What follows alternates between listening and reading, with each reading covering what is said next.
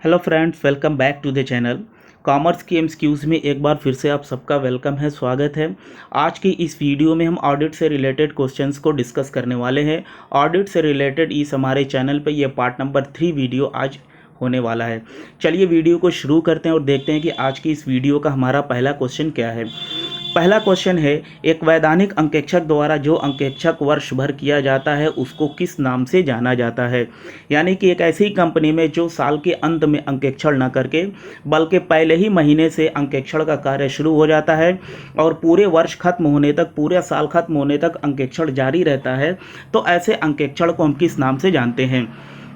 आइए ऑप्शन को डिस्कस कर लेते हैं। ऑप्शन नंबर ए है आंतरिक अंकेक्षण, ऑप्शन नंबर बी है अंतरिम अंकेक्षण, ऑप्शन नंबर सी है वार्षिक अंकेक्षण और ऑप्शन नंबर डी है चालू अंकेक्षण।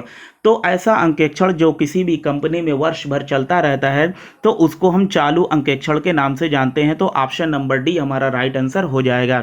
और अगर क्वेश्चन में ऐसे रहे कि चालू अंकेक्षण किस प्रकार की कंपनियों के लिए उपयोगी है, इंपॉर्टेंट है, तो बैंकिंग सेक्टर की जितनी भी कंपनियां होती हैं या खुद बैंक जो होता है उसके लिए चालू अंकेक्षण मोस्ट इंपॉर्टेंट होता है। ठीक है, तो ऑप्शन नंबर डी हमारा राइट आंसर होगा।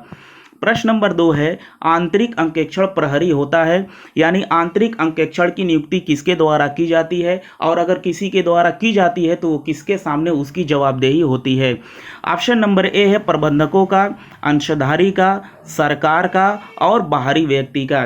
तो दोस्तों, आंतरिक अंकेक्षण की जो नियुक्ति की जाती है वो संस्था में काम करने वाले कर्मचारियों में से ही किसी एक की नियुक्ति की जाती है जो लेखों के बारे में थोड़ा बहुत योग्य हो, एलिजिबल हो, देखने के लिए, समझने के लिए, लिखने पढ़ने के लिए।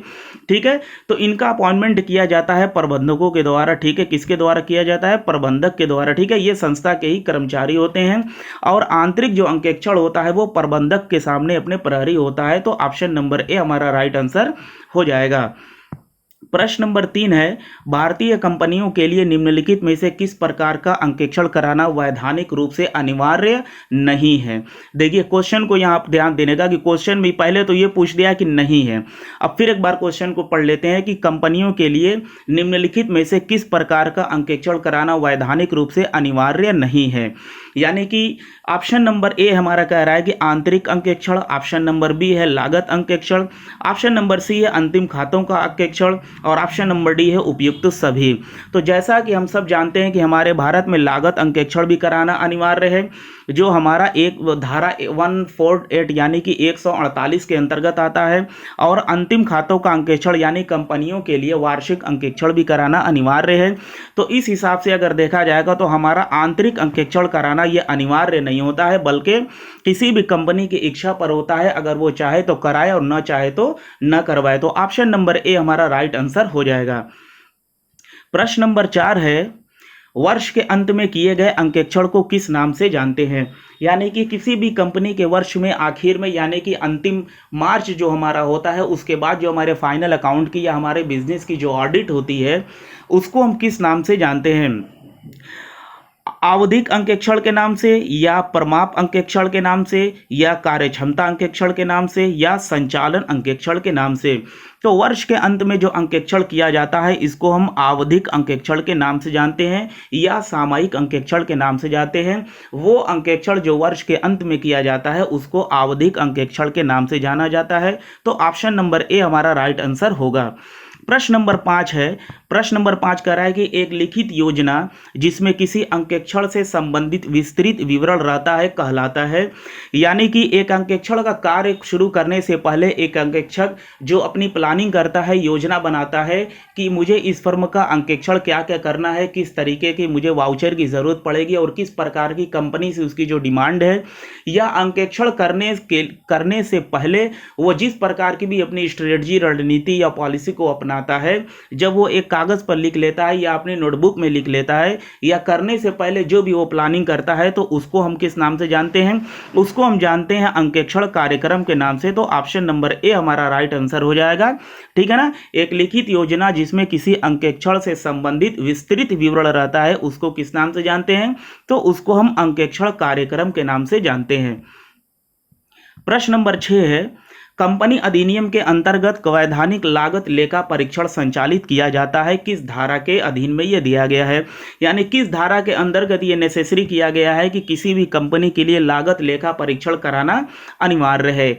धारा 149, धारा 150, धारा 139, धारा 148। तो इसमें हमारा option number D right answer हो जाएगा कि धारा 148 जो है लागत लेखा परीक्षण से संबंधित है, और धारा 139 जो है ये हमारा संबंध रखता है कि किसी भी कंपनी में जो अंकेक्षण की नियुक्ति की जाती है वो धारा 139 के अंतर्गत की जाती है। अंकेक्षण के संबंध में जो हमारी धाराएं दी गई हैं वो 139 से लेकर के 148 तक दी गई हैं। ठीक है, तो क्वेश्चन के अकॉर्डिंग जो लागत लेखा परीक्षण के बारे में पूछा है तो इसका ऑप्शन नंबर डी होगा, धारा 148 के अंतर्गत लागत लेखा परीक्षण कराना अनिवार्य है। प्रश्न नंबर 6 कह रहा है आंतरिक जांच की उत्तम व्यवस्था का विद्वान होना काफ़ी सीमा तक कम कर देता है, यानी किसी कंपनी में अगर आंतरिक जांच की व्यवस्था काफ़ी अच्छी है, ठीक है, तो उसका फायदा किसको पहुंचता है, आइए ऑप्शन को डिस्कस करते हैं। लेखा परीक्षक के कार्य को, लेखा परीक्षक के दायित्व को, न ही लेखा परीक्षक के कार्य और न ही दायित्व को, दोनों ही लेखा परीक्षक के कार्य को। अगर आंतरिक जांच की उत्तम व्यवस्था किसी कंपनी में अच्छी तरह पाई जाती है, अगर वो A1 क्लास की है, तो कई हद तक वो अंकेक्षण के कार्यों को कम कर सकती है, न कि अंकेक्षण के दायित्व को। ठीक है, अंकेक्षण अपने दायित्व से किसी भी परिस्थिति में या सिचुएशन में या अपनी जवाबदेही से कभी नहीं बच सकता है। केवल और केवल उसका इतना फायदा हो सकता है कि आंतरिक व्यवस्था अगर अच्छी है, इंटरनल चेकिंग अगर बढ़िया है, तो इससे उसके कार्यों में जो है थोड़ा बहुत कमी आ सकती है और उसको आसानी हो सकती है। तो ऑप्शन नंबर ए हमारा राइट आंसर हो जाएगा। प्रश्न नंबर 7 है आंतरिक रोकथाम निम्न का अंश है, यानी आंतरिक रोकथाम जो है किसका अंश है या आंतरिक रोकथाम किसमें शामिल होता है। तो इसका जो हमारा आंसर हो जाएगा, इसका आंसर हमारा होगा आंतरिक नियंत्रण। ऑप्शन नंबर बी हमारा राइट आंसर हो जाएगा। आंतरिक रोकथाम निम्न का किसका अंश है, तो आंतरिक नियंत्रण का वो एक अंश है। तो ऑप्शन नंबर बी हमारा राइट आंसर होगा। प्रश्न नंबर 8 है निम्न में से किस प्रकार की संस्थाओं में एक स्वतंत्र वित्तीय अंकेक्षण कानूनन अनिवार्य कर दिया गया है, यानी कि कौन सी ऐसी संस्था है जिसमें स्वतंत्र वित्तीय अंकेक्षण कानून को अनिवार्य कर दिया गया है और किसी भी दशा में उसका अंकेक्षण कराना अनिवार्य होता है। तो कौन सी ऐसी संस्था है, आइए ऑप्शन को देखते हैं। ऑप्शन नंबर ए है कंपनियों के लिए, ऑप्शन नंबर बी है साझेदारी फर्मों के लिए, ऑप्शन नंबर सी है हिंदू अविभाजित परिवार के लिए, और ऑप्शन नंबर डी है पंजीकृत फर्मों के लिए। तो आपको बताता चलूं कि हमारे भारत देश में केवल और केवल अभी तक हमारी जो कंपनी एक्ट होता है, उस कंपनियों का जो ऑडिट कराना होता है ये अनिवार्य होता है, बल्कि एकाकी व्यापार और साझेदारी फर्म का जो अंकेक्षण होता है वो अनिवार्य न होकर के ये हमारी इच्छा पर निर्भर करता है कि उसका अंकेक्षण करवाएं या न करवाएं। तो इस क्वेश्चन के हिसाब से हमारा ऑप्शन नंबर ए हमारा राइट आंसर हो जाएगा कि संस्थाओं में एक स्वतंत्र वित्तीय अंकेक्षण कानून अनिवार्य है, किसके लिए, तो कंपनियों के लिए अनिवार्य है। ऑप्शन नंबर ए हमारा राइट आंसर होगा। प्रश्न नंबर 9 है आंतरिक अंकेक्षक सहायक होता है। आंतरिक अंकेक्षक किसके लिए सहायक होता है, आइए, यानी कि इंटरनल चेकिंग करने से किसको लाभ होता है, ठीक है, किस काम को आगे करने के लिए लाभ होता है, आइए ऑप्शन को देखते हैं। ऑप्शन नंबर ए है गहन अंकेक्षण में, ऑप्शन नंबर बी है वैधानिक अंकेक्षण में, ऑप्शन नंबर सी है आंतरिक जांच में, और ऑप्शन नंबर डी है त्रुटि एवं कपट को रोकने में। इस आंसर को लेकर मैं कंफ्यूज हूं। फिलहाल मेरे हिसाब से जो आंसर होना चाहिए वो ऑप्शन नंबर डी आंसर होना चाहिए। अगर आपको कोई और ऑप्शन इसमें लग रहा है तो आप कमेंट करके इसमें आप बता सकते हैं। इसमें दो टाइप के आंसर निकल के आ रहे हैं, तो मेरे अकॉर्डिंग इसमें त्रुटि एवं कपट को रोकने में आंतरिक अंकेक्षण किया जाता है। और आपके हिसाब से क्या होगा, इसको आप वीडियो के लास्ट में कमेंट करके आप ज़रूर हमको बताइएगा। बढ़ते हैं अगले क्वेश्चन की तरफ। क्वेश्चन नंबर 10 है आंतरिक नियंत्रण में निम्नलिखित शामिल होते हैं, यानी इंटरनल चेकिंग में किसको किसको शामिल किया जाता है, आइए ऑप्शन को डिस्कस करते हैं। ऑप्शन नंबर ए है वैधानिक अंकेक्षण, आंतरिक अंकेक्षण तथा आंतरिक जांच को शामिल किया जाता है। आंतरिक जांच तथा आंतरिक अंकेक्षण मात्र, आंतरिक जांच, आंतरिक अंकेक्षण तथा संपत्तियों पर भौतिक नियंत्रण। इसके अलावा जो एक ऑप्शन हमारा डी है वो है आंतरिक जांच, आंतरिक अंकेक्षण, वैधानिक अंकेक्षक तथा संपत्तियों पर भौतिक नियंत्रण। तो इसका हमारा ऑप्शन नंबर बी हमारा राइट आंसर हो जाएगा कि आंतरिक नियंत्रण में केवल और केवल आंतरिक जांच तथा आंतरिक अंकेक्षण मात्र को ही शामिल किया जाता है। तो ऑप्शन नंबर बी हमारा राइट आंसर हो जाएगा। प्रश्न नंबर 11 है आंतरिक अंकेक्षण किया जाता है, यानी कि आंतरिक अंकेक्षण किया जाता है किसके लिए, या आंतरिक अंकेक्षण करने से हमारे संस्था को किस प्रकार का लाभ प्राप्त हो सकता है। ऑप्शन नंबर ए है लाभांश की घोषणा में प्रबंधकों की सहायता के लिए। ऑप्शन नंबर बी है पूंजी क्षरण को रोकने के लिए। ऑप्शन नंबर सी है उत्पादन लागत को कम करने के लिए। और ऑप्शन नंबर डी है मूल्य निर्धारण में मार्गदर्शन के लिए। तो आंतरिक अंकेक्षण से जो लाभ होता है वो पूंजी क्षरण को रोकने के लिए लाभ होता है। ठीक है, संस्था में जो भी हमारी पूंजी का क्षरण होता है या बर्बादी होती है या माल के संबंध में कोई भी नुकसान होता है तो उस कंडीशन में इंटरनल चेकिंग हमारा काफी फायदेमंद साबित होता है। तो ऑप्शन नंबर बी हमारा राइट आंसर होगा। प्रश्न नंबर 12 है जब कर्मचारियों में लेखाकार इस प्रकार बांटा जाता है कि एक व्यक्ति के द्वारा किए गए कार्य की जांच दूसरे व्यक्ति द्वारा स्वतंत्र रूप से हो जाती है, तो इस व्यवस्था को क्या कहा जाता है। यानी क्वेश्चन हमारा ये पूछ रहा है कि संस्था में कोई भी ऐसा काम करना जो एक काम करने के बाद किसी दूसरे कर्मचारी से स्वतः ही किए हुए कार्य की जो जांच पड़ताल हो जाती है, यानी एक कर्मचारी के कार्य किए गए कार्य को दूसरे कर्मचारी के द्वारा जब जांच लिया जाता है तो इस व्यवस्था को किस नाम से जाना जाता है।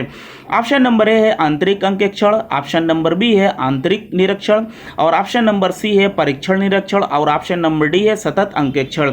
तो जब एक कर्मचारी का कार्य दूसरे कर्मचारी से स्वतः जांच लिया जाता है तो ऐसी व्यवस्था को हम आंतरिक निरीक्षण के नाम से जानते हैं। तो ऑप्शन नंबर बी हमारा राइट आंसर हो जाएगा। मैं पूरी कोशिश कर रहा हूं कि आपको बीच में जो भी क्वेश्चन डिफाइन करने वाले हैं उसका एक्सप्लेनेशन करते हुए मैं आपको चल रहा हूं, ठीक है। और जो एक्सप्लेनेशन वाला नहीं है उसको मैं नहीं कर रहा हूं। तो अंकेक्षण में कई नाम के एक ही रूप होते हैं, इसलिए मैं इसको डिस्कस करते हुए और आपको समझाते हुए चलने की कोशिश कर रहा हूं, ठीक है। तो इसमें जो क्वेश्चन देखिए बहुत भारी भरकम पूछे गए हैं, बट हमारा थोड़ा सा भी हम परसेंट ऑफ माइंड रहेंगे और वर्ड को पकड़े हुए रहेंगे तो हमारा क्वेश्चन का आंसर कभी मेरे ख्याल से कभी गलत नहीं होगा, ठीक है। तो आप इतना खाली क्वेश्चन में बैठा लो कि जब एक कर्मचारी का कार्य दूसरे कर्मचारी से स्वतः जांच लिया जाता है तो हमको कुछ नहीं ढूंढना है, हमको बस ढूंढना है कि आंतरिक निरीक्षण ऑप्शन नंबर कहाँ है, उसको हमको सही कर देना, ठीक है। तो ऑप्शन नंबर बी हमारा राइट आंसर होगा। प्रश्न नंबर 13 है लेखा परीक्षण का वर्ण विषय कंपनी अधिनियम की धारा में दिया गया है। यानी कि क्वेश्चन हमारा ये कह रहा है कि लेखा परीक्षण का जो वर्ण है, यानी कि लेखा परीक्षण से संबंधित जो विषय है वो कंपनी अधिनियम की किस धारा में दिया गया है। आइए ऑप्शन को देख लेते हैं। कंपनी अधिनियम की धारा 145, धारा 143, धारा 139 और डी है धारा 144। तो इस कंडीशन में जो लेखा परीक्षण का जो पूरा विवरण दिया गया है वो धारा 143 में दिया गया है। तो ऑप्शन नंबर बी हमारा राइट आंसर होगा। अगर कोई क्वेश्चंस में डिस्कस करने में कोई मुझसे त्रुटि हो जाए या कोई गलती हो जाए या कोई ऑप्शन को सेलेक्ट करने में मुझसे गलती हो जाए तो प्लीज़ आप उसको माफ़ कीजिएगा और कमेंट करके उसको आप सही आंसर देने की कोशिश कीजिएगा, ठीक है। क्योंकि गलती मुझसे भी हो सकती है क्वेश्चंस को एक्सप्लेन करने में या ऑप्शन को सेलेक्ट करने में, ओके। बढ़ते हैं अगले क्वेश्चन की तरफ। अंकेक्षण कार्य प्रारंभ होता है जहां निम्नांकित समाप्त होता है। यानी कि क्वेश्चन हमारा ये पूछ रहा है कि अंकेक्षण कार्य प्रारंभ होने से पहले कौन सा ऐसा कार्य समाप्त होता है कि उसके बाद जो है अंकेक्षण का कार्य शुरू हो जाता है। तो ऑप्शन नंबर ए हमारा कह रहा है कि व्यवसाय का, ऑप्शन नंबर बी है स्टॉक मूल्यांकन का, ऑप्शन नंबर सी है विक्रय का और ऑप्शन नंबर डी है लेखांकन का। वो मैं आपको बताता चलूं कि पुस्तपालन का जब काम पुस्तपालन का जब कार्य खत्म होता है, पुस्तपालन का जब काम खत्म होता है तो उसके बाद लेखांकन का कार्य शुरू होता है, और जब लेखांकन का कार्य खत्म होता है तो उस कंडीशन में अंकेक्षण का कार्य शुरू हो जाता है। इस सीरीज को आप याद रखिएगा कि पुस्तपालन के बाद लेखांकन और लेखांकन के बाद अंकेक्षण का कार्य शुरू होता है। तो ऑप्शन नंबर डी हमारा राइट आंसर हो जाएगा। चलिए बढ़ते हैं अगले क्वेश्चन की तरफ। प्रश्न नंबर 15 है, अंकेक्षण का प्रतिवेदन प्रस्तुत किया जाता है। यानी कि एक कंपनी में जब अंकेक्षण का कार्य समाप्त हो जाता है तो अंकेक्षण की यह लायबिलिटी बनती है कि संस्था की पुस्तकों की जो उसने जांच की है, उस जांच में उसने क्या पाया है या हमारा संस्था का जो बिजनेस है वो किस प्रकार का चल रहा है, तो इसके संबंध में उसको जानकारी देनी होती है, एक प्रस्तुत करना होता है, एक रिपोर्ट को प्रस्तुत करना होता है। तो वो रिपोर्ट वो किसको देगा? वो रिपोर्ट वो देगा कंपनी के अंशधारियों को। ऑप्शन नंबर बी हमारा राइट आंसर हो जाएगा।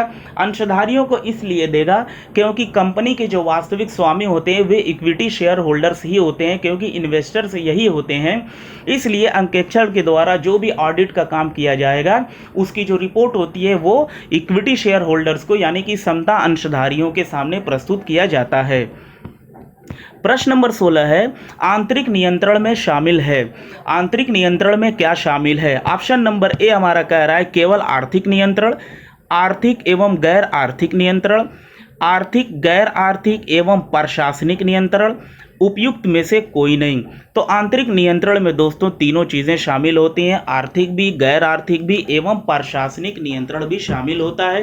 तो ऑप्शन नंबर सी हमारा इसमें राइट आंसर हो जाएगा। 16वें क्वेश्चन में ऑप्शन नंबर सी हमारा राइट आंसर होगा।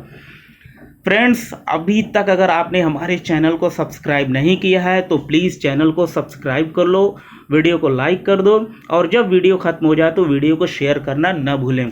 इस वीडियो में मैंने मोस्ट इंपॉर्टेंट क्वेश्चंस आपके लिए रखा है। आप जब चाहो प्रीवियस ईयर के या कभी के भी वन लाइनर एमसीक्यूज जिस भी पेपर में आते हैं आप उनसे मैच कर लो। एक भी क्वेश्चन ऐसा नहीं है कि जो टीजीटी, पीजीटी, जीआईसी या एलटी ग्रेड से हट के हो। ठीक है, तो वीडियो को आप शेयर करो, उस चैनल को सपोर्ट करते रहो। इस पे सारी की सारी चीज़ें आपको फ्री ऑफ कास्ट मिलने वाली है। किसी भी प्रकार का आपसे कोई शुल्क नहीं लिया जाएगा, आज नहीं कभी भी नहीं लिया जाएगा, ये मैं आपसे वादा करता हूं, ये मेरी गारंटी है। ठीक है, चलिए अगले क्वेश्चन को देखते हैं। लागत लेखा परीक्षण का आरंभ हुआ था किस वर्ष में? यानी कि लागत लेखा परीक्षण का जो आरंभ हुआ था तो वो सन क्या था? वो सन था 1966, 1965, 1975 और 1971। तो लागत लेखा परीक्षण का जो आरंभ हुआ था वो 1965 में शुरू हुआ था। ऑप्शन नंबर बी हमारा राइट आंसर हो जाएगा। अगला क्वेश्चन है, आंतरिक अंकेक्षण की नियुक्ति निम्नलिखित के द्वारा की जाती है। यानी कि एक संस्था में आंतरिक अंकेक्षण की नियुक्ति किसके द्वारा की जाती है और वो किसके प्रति उत्तरदायी होता है? ऑप्शन नंबर ए है अंशधारी के द्वारा, ऑप्शन नंबर ए है अंशधारी के द्वारा, ऑप्शन नंबर बी है वैधानिक लेखा परीक्षक के द्वारा, ऑप्शन नंबर सी है भारतीय आंतरिक अंकेक्षण संस्थान के द्वारा और ऑप्शन नंबर डी है संचालक मंडल के द्वारा। तो जब भी कभी क्वेश्चन में ऐसे हमारे ऑप्शन दिए हो कि आंतरिक अंकेक्षण की नियुक्ति किसके द्वारा की जाती है, वैसे तो ये नियुक्ति जो है ये हमारे प्रबंधक की होती है। किसकी होती है? प्रबंधक की होती है। लेकिन अगर ऑप्शन में हमारा प्रबंधक नहीं दिया है तो उस कंडीशन में क्या करेंगे? तो उस कंडीशन में हम कुछ नहीं करेंगे। उस कंडीशन में हम ये देखेंगे कि कहाँ पे वो ऑप्शन दिया है जिसका नाम है संचालक मंडल यानी कि बोर्ड ऑफ डायरेक्टर। ठीक है, क्या है? Board of director.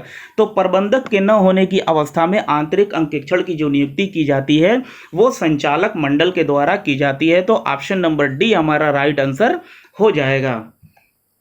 और अगर दोनों ऑप्शन इसमें दिया है तो आपको बताता चलूं कि आपको बोर्ड ऑफ डायरेक्टर्स यानी कि संचालक मंडल को ही प्रायोरिटी देनी है, न कि प्रबंधकों को।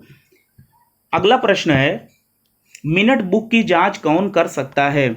एक मिनट बुक होती है किसी भी संस्था में, तो उसकी जांच करने का हक या अधिकार या राइट किसके पास होता है? आइए ऑप्शन को देख लेते हैं।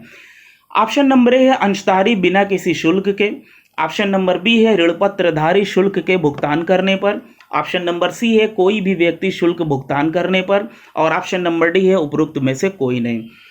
सबसे पहले तो हम ऑप्शंस में डिस्कस कर लेते हैं कि अंशधारी बिना किसी शुल्क के मिनट बुक की जांच कर सकते हैं या ऋणपत्रधारी शुल्क के भुगतान करने पर या कोई भी व्यक्ति शुल्क भुगतान करने पर। मैं आपको बताता चलूं कि मिनट बुक की जो जांच होती है वो अंशधारी बिना किसी शुल्क के करते हैं, क्योंकि कंपनी के जो वास्तविक स्वामी होते हैं वो इक्विटी शेयर होल्डर्स होते हैं। इसलिए कंपनी की प्रत्येक पुस्तकों को चाहे वो कितनी भी गोपनीय क्यों न हो, क्योंकि ये कंपनी के इन्वेस्टर्स होते हैं, इसलिए कंपनी की हर एक पुस्तक को देखने का इनको अधिकार होता है। तो ऑप्शन नंबर ए हमारा राइट आंसर हो जाएगा कि अंशधारी बिना किसी शुल्क के मिनट बुक की जांच कर सकते हैं। ठीक है, ऑप्शन नंबर ए हमारा इसमें राइट आंसर होगा। प्रश्न नंबर 20 है और इस वीडियो का लास्ट क्वेश्चन है आज की इस वीडियो का। चालू अंकेक्षण में कार्य होता है, यानी जो वर्ष भर अंकेक्षण चलता रहता है उसको हम किस नाम से जानते हैं? ऑप्शन नंबर ए है शिथिल तरीके का होता है, या मध्यम तरीके का होता है, या तेज गति का होता है, या एक जैसा रहता है वर्ष भर। तो दोस्तों किसी भी संस्था में जब चालू अंकेक्षण में कार्य होता है तो वो हमेशा एक जैसा होता है। कैसा होता है? एक जैसा होता है। तो इसमें हमारा जो ऑप्शन है, ऑप्शन नंबर डी हमारा इसमें राइट आंसर हो जाएगा। तो ये था इस वीडियो का लास्ट क्वेश्चन। उम्मीद करता हूँ कि आपको वीडियो बहुत पसंद आया होगा। वेरी मोस्ट इंपॉर्टेंट क्वेश्चंस मैंने आपको इस वीडियो में इंक्लूड किया है, और ऑडिट से कम आपको 8 से 10 नंबर के क्वेश्चंस एग्जाम से में बड़े आराम से आ जाते हैं। तो बस मुझे आपसे कुछ नहीं चाहिए, आप चैनल को सपोर्ट करते रहो। मैं आपके सामने ऐसे ऐसे एमसीक्यूज रख दूंगा कि आप कहोगे कि हाँ अब जा करके हमको कोई कॉमर्स का चैनल मिला है। ठीक है, और इस चैनल के अलावा आपको कहीं नहीं जाना पड़ेगा। आने वाले टाइम में मैं जल्द ही, बस बहुत जल्द प्रैक्टिस सेट लेकर के आऊँगा। हर एक चैप्टर से 2-2 4-4 क्वेश्चन ले आकर के आपके सामने प्रैक्टिस सेट रखने वाला हूँ। तो चलिए मिलते हैं हम नेक्स्ट वीडियो में। आज के लिए इजाज़त दीजिए, बाय।